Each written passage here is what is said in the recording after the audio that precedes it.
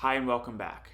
In today's video, we're going to cover Chase's personal credit cards, and it's going to be the first video of a three-part series. In this video, we'll cover Chase's personal credit cards, the second video, their business cards, and in the third and final video, we'll cover how you can use the points that you accumulate from Chase's credit card system to redeem them for cashback and travel. So when you take a look at Chase's balance sheet, you'll notice that there's four main areas or categories that they make money from, and their credit card system falls under the consumer and community banking area.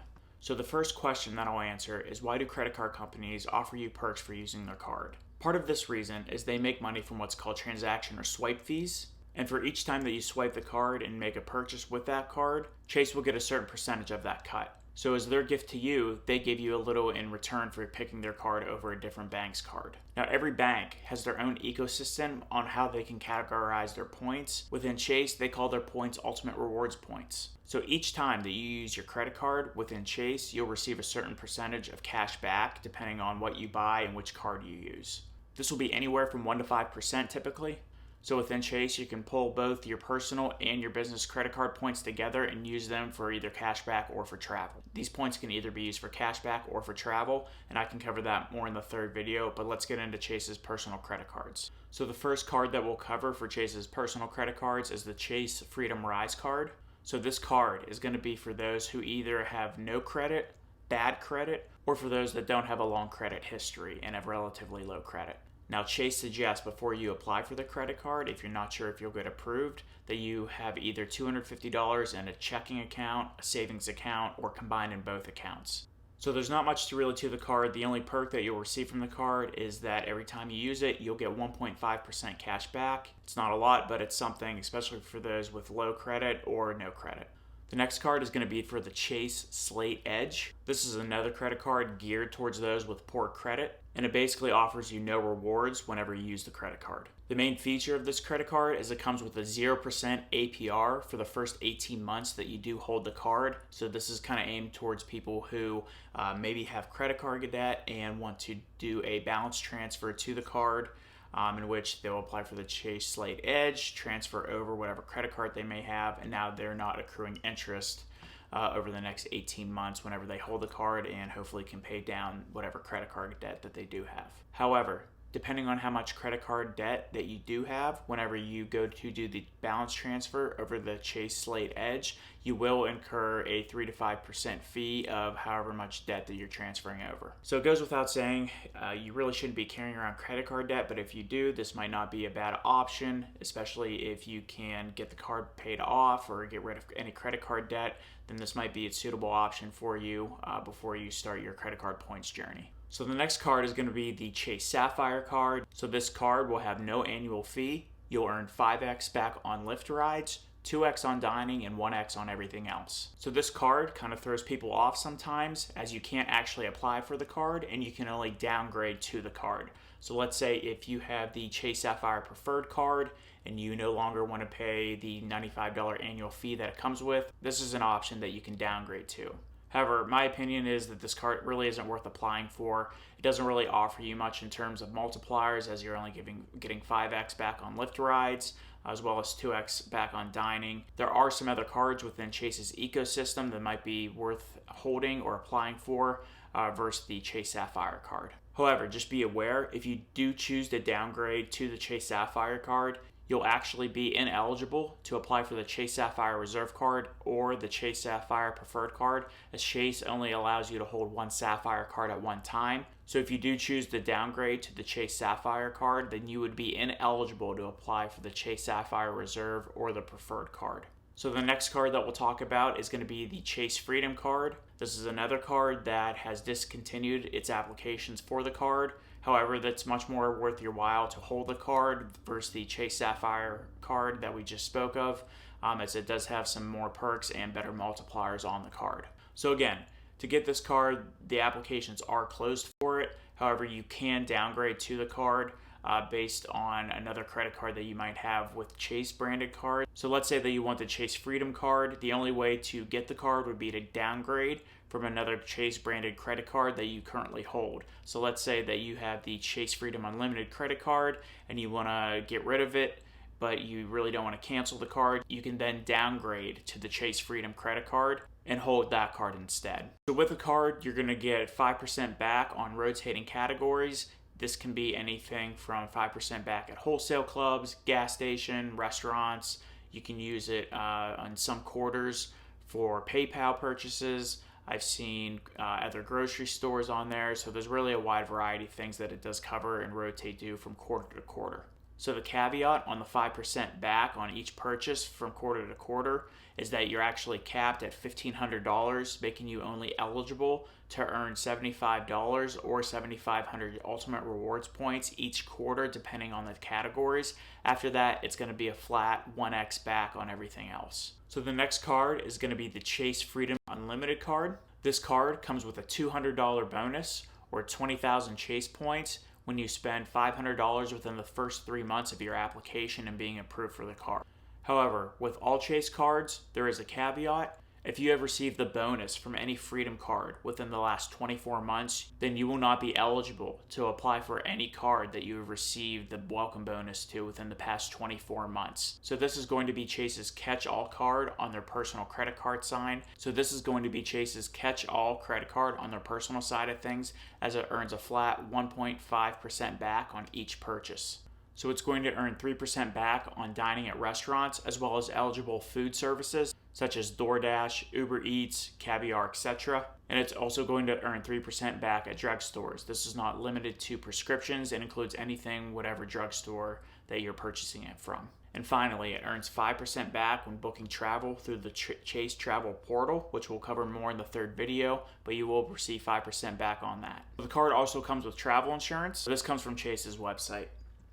The Chase Freedom Unlimited credit card offers trip cancellation / trip interruption insurance for eligible travel purchases made with your Chase Freedom Unlimited credit card. You can be reimbursed up to $1,500 per person and $6,000 per trip for your prepaid non-refundable passenger fares if your trip is canceled or cut short by sickness, severe weather, and other covered situations. And to cap it all off, the card also comes with a 0 APR period for the first 18 months that you hold the card. So moving on, the next card that we'll cover is going to be the Chase Freedom Flex credit card.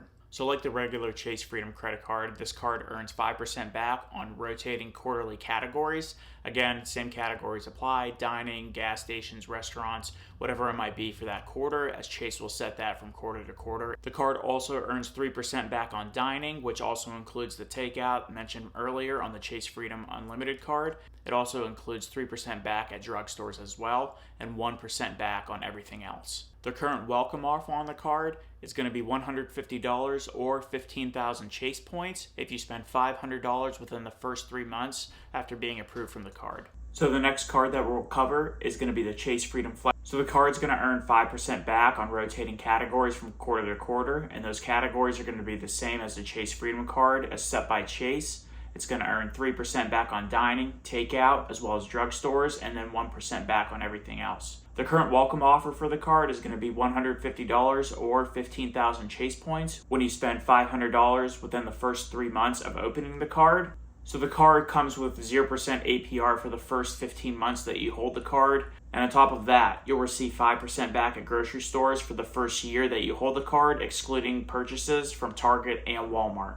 So the next card that we'll cover is going to be the Chase Freedom Flex card. This card, like the Chase Freedom card, earns 5% back on rotating categories from quarter to quarter set by Chase. It's also going to earn 3% back on dining, takeout, as well as drugstores. So the card's going to earn 5% back on rotating categories from quarter to quarter, and those categories are going to be the same as the Chase Freedom card as set by Chase. It's going to earn 3% back on dining, takeout, as well as drugstores, and then 1% back on everything else. The current welcome offer for the card is going to be $150 or 15,000 Chase points when you spend $500 within the first 3 months of opening the card. So the card comes with 0% APR for the first 15 months that you hold the card. And on top of that, you'll receive 5% back at grocery stores for the first year that you hold the card, excluding purchases from Target and Walmart. So next, we're going to move into Chase's premium travel credit cards on the personal side of things. So the first card that we'll cover is going to be the Chase Sapphire Preferred card. So you will be automatically ineligible for this card if you have any other Chase Sapphire card, whether it's the Chase Sapphire Reserve or the regular Chase Sapphire card. However, if you don't and you choose to apply for the card or upgrade to the card, that's fine. The card does come with a $95 annual fee. It does come with a $50 hotel credit that can be used per calendar year, making the effective annual fee $45 for the year. So the card is going to earn 5x back on travel booked through the Chase Travel portal, 3x back on online grocery purchases, excluding Walmart and Target, dining, takeout, as well as streaming services. It's going to earn 2x back on all other travel purchases that is not booked through the Chase Travel portal, and then on top of that, 1x back on everything else. So the card does come with a bunch of partnership perks that I'm not going to go through right now, but I'll put for you on the screen.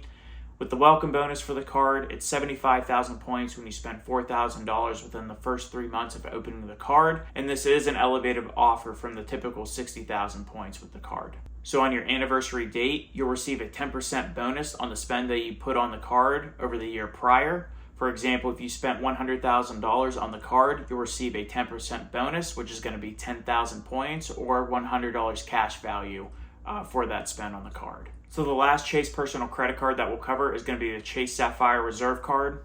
Like the other Chase Sapphire cards, you will not be able to apply for the card or upgrade to the Chase Sapphire Reserve card if you currently hold another Sapphire card by Chase. So this card comes with a $550 annual fee, but does also come with a $300 travel credit, making the effective annual fee $250 for the year. Now the travel credit covers a wide array of things. It covers flights, hotels, taxi rides, parking. There's a bunch of different areas that it covers. Per Chase's website, the card is currently offering 75,000 bonus points for $4,000 in spend within the first 3 months of opening the card. So as far as multipliers go on the card, you're going to earn 5x back on flights when purchased through the Chase Travel portal, as well as 10x back on hotels and car rentals when booked through the Chase Travel portal. These multipliers will take effect once the $300 annual travel credit has been exhausted on the Chase Sapphire Reserve. You'll also receive 3x back on travel worldwide once the $300 credit has been exhausted. You also get 10x back on Chase Dining, as well as 3x back on dining, takeout, and delivery services, as well as streaming services.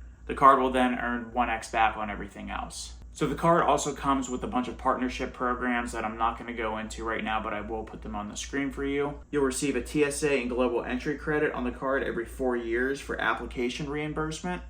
And you'll also get access to Chase's new Sapphire lounges. As of right now, they have locations in Hong Kong, Boston, LaGuardia, and JFK, with more locations planned for Vegas, Philly, Phoenix, as well as San Diego. As of right now, the bonuses are totaling 320,000 ultimate reward points if you meet all sign-up bonuses for the card. However, Chase does have unsaid rules before applying for the cards. The first rule is known as Chase's 524 rule. This rule states that you cannot have been approved for more than 5 credit cards within the last 24 months. So if you have been approved for 4 credit cards or less, then you should be in the clear to be approved for a Chase credit card if you're under the 524 rule. The second rule, as I mentioned earlier in the video, is regarding the Chase Sapphire cards. So Chase does not allow customers to hold the Chase Sapphire Reserve or preferred cards at the same time, as well as the regular Chase Sapphire card. So if you hold one card and apply for the other, you'll automatically be rejected. The last rule is going to be the 2 for 30 rule. This rule states that you can only have 2 applications with Chase within the last 30 days. Otherwise, you'll be automatically rejected. So as you can see, there's a wide variety of Chase credit cards to apply for and hold and use as a financial tool for cash back and travel to get more value and more return on spend than you normally would than just paying with cash. So now I'm going to run through in the order in which I would get these cards. So first, you should consider the credit cards that you've applied for within the past 24 months, not just with Chase, but in general. And you should also consider your credit score that you currently have. So if you have a credit score of 700 or higher, then the door is basically wide open for you as far as applications with Chase goes. But for this example, I'll assume that you're at 024, so 0 credit card applications within the past 24 months, and a credit score of 750. So as far as this whole credit card game goes, you should first consider what you're actually spending and what your return on spend can be. For example, if you're spending, let's say $500-600 a month in streaming services, which is yes excessive. However, if you have a credit card that can get 10% back on those streaming services that you spend in a given month, then that your return on spend would be pretty high. So all this to say is that you should be considering what the multipliers are in the category that you spend. If you have a big family, it's most likely going to be eating out or groceries. So the next thing you should consider is how much you're actually spending, and if you're a high spender, low spender, or somewhere in the middle. Next, you'll want to consider the sign-up bonuses that each card is offering. So if you're single and your spend isn't really that high, then it might be a little tough for you to hit the Chase Sapphire Reserve and Preferred sign-up bonuses, as they do require $4,000 spent within 3 months, which may be a lot, depending on what your spend habits are. So if I were someone with a low spend, I would get the cards in this order. First, I would get the Chase Sapphire Preferred card and hit the sign-up bonus for that, so putting all my spend on that card first. The next card I would apply for with Chase would be the Chase Unlimited card, and do that approximately 60 days later or after I meet the sign-up bonus with the Chase Sapphire Preferred card. The last card I would apply for would be the Chase Freedom Flex card, and that would come after I meet the sign-up bonus for the Chase Freedom Unlimited card. The reason I would pick these 3 cards if I were a low spender is because you don't want a high annual fee card like the Chase Sapphire Reserve that you would have to pay for every year, whereas the $95 fee with the Chase Sapphire Preferred card isn't too steep of a price, and you also get a $50 hotel credit, so it's basically going to be a $45 annual fee. So it's basically going to be a $45 effective annual fee with the Chase Sapphire Preferred card. With these 3 cards, you get a wide variety of multipliers that are on the cards that you can use as a tool for, like I said earlier in the video, cashback or travel. If you're a high spender, it would basically be the same setup, only swapping in the Chase Reserve for the Chase Preferred card. Reason being is you're probably doing a little bit more traveling, and you're getting better multipliers on the travel-related expenses, such as the hotels and flights, as well as getting the lounge access with the Chase Sapphire Reserve card if you are close to a Chase lounge. So thanks for watching. Please be sure to check out my next video covering Chase business cards, as well as the third and final video covering Chase Ultimate Rewards points and how to use them effectively for cashback and travel. Please like and subscribe. Thank you for watching, and have a good day. Take care.